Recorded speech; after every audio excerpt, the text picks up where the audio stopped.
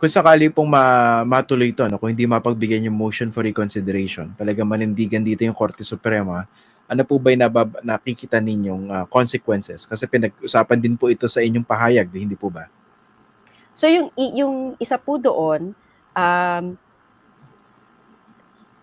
ngayon po, maraming mga steps within the impeachment process na maaring idulog sa Korte Suprema. So halimbawa po, sabi po nila, kung gagamitin yung tama naman po, no? Sinabi naman po ng Korte Suprema na itong desisyon nila, at mahalaga din po yung puntohan. Bago ko po sagutin yung inyong tanong, sorry Sir Christian, gusto ko lang pong puntohan na tama naman po at kailangan din po nating bigyan pansin na sinabi ng Korte Suprema na hindi po sila nagdesisyon patungkol doon sa grounds for impeachment against the Vice President. Hindi raw nila ina-absolve yung Vice Presidente. Opo. At nagsabi nga po sila, kung sakasakaling maging final itong ating desisyon, na February 2026, maaaring na mag-file ng impeachment, o maaari po ulit mag-initiate ng impeachment proceedings. So yung mga tanong po natin, yun na po yung sinusubaybayan natin, paano kaya yung maging implementation, no? So, halimbawa po, kung sakasakali na ang magiging mode of initiating the impeachment complaint is again, the second type, yung pong 1/3 of the members of Congress will file an impeachment complaint, and that will, because it has 1/3 of the House, it now becomes the articles of impeachment and trial shall forthwith proceed. Yung po kasi yung language ng ating Constitution. Pero kung mapapansin nyo po, nagdagdag din po ng mga steps dito sa ating Duterte versus House of Representatives, kahit po yun ang mode na gagamitin for purposes of initiating impeachment. Kinakailangan po ngayon na una, merong nakalakip na ebidensya kahit na mismong members of the House na po ang nakakalap ng 1/3 na suporta para dun sa impeachment complaint. At pangalawa, kailangan po bigyan ang House, ang lahat ng miyembro ng pagkakataon na suriin yung complaint at kung ano man pong ebidensya ang nakalakip doon. At ang sinabi ng Korte Suprema, ito lang po yung isang example, sinabi po ng Korte Suprema, dapat sila ibigyan ng reasonable time. Pero kung ano yung reasonable time na yon, hindi po sinabi ng Korte Suprema, sabi nila, maaari pong pagpasyahan yon ng House. Ngunit, kung hindi sapat yung panahon na yon, siguro sa pananaw ng isang miyembro, maaring yun ang idulog ulit sa Korte Suprema kung reasonable ba yung time na ibinigay.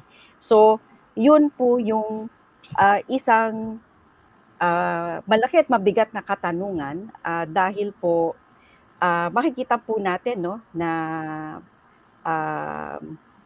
maraming pagkakataon na maaaring sa Korte Suprema manggagaling ang mga very specific rules or steps in relation to impeachment proceedings when our Constitution says it belongs to either the House or the Senate. Nga po, tumbukin na natin. Makatarungan ba na magdagdag ng requirements doon sa mode of impeaching a public official basta nakakalat na ng 1/3 signatures from members of the House of Representatives? Sinasabi lang naman ng konstitusyon, wala nang kailangang ilakip na ebidensya yan, di ba? So nagdagdag na additional requirements itong sa Supreme Court. Unang-una, pwede po ba nilang gawin yon? Doesn't it amount to judicial legislation o sobrang pakikialam na? Dahil wala naman sa Constitution yon. Number 2, kung sakaling mailusot man yung additional requirements na yun, makatarungan ba na i-apply yun dito sa kaso na ito na ang sinunod ng House of Representatives yung existing jurisprudence? Yung pong sa unang tanong, mas marami pong pagkakataon, hindi ko na po iisasaan lahat dito, mas marami pong pagkakataon na may maihahambing na tanong ang naidulog sa Korte Suprema at ang kanilang sinabi ay yan po ay dapat pagpasyahan ng mababang kapulungan o ng Senado. So halimbawa po yung isa doon, nakasaad po sa Korte Suprema na yung rules of proceedings ng bawat House, no, House of Representatives or Senate, yan po ay ibinigay, no, ang kapangyarihan ay binigay sa House or sa Senate. At sabi po ng Korte Suprema doon sa kaso noon, hindi po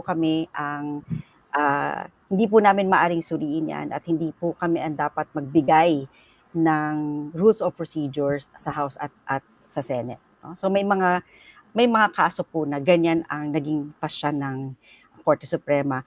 Pero mas mahalaga siguro, Christian, yung pangalawa mong tanong, no? Na kung sakasakaling magdadagdag at nararapat na magdagdag ng requirements o ng steps ang Korte Suprema, dapat po ba ay yun ay I-apply na ngayon. i-apply na ngayon, no? So, diyan sa punto na yan, may mga ilang kaso na rin tayo dyan. So, yung isa po dyan, yung pong kung meron pong grave abuse of discretion, maaari pong gawin yan ng Korte Suprema.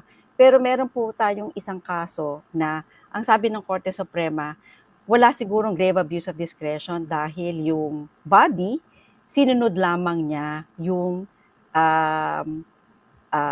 nakasaad na sa mga naunang desisyon ng Korte Suprema. So dito po siguro,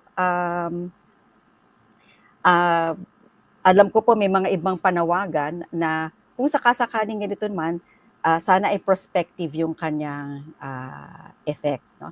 Ay dadagdag ko lang siguro doon, kung babalikan natin halimbawa yung impeachment proceedings laban kay former Chief Justice Corona, na ang ginamit ay yung second type of initiating, meaning yung 1/3 of the House, no, filed the impeachment complaint which became the articles of impeachment.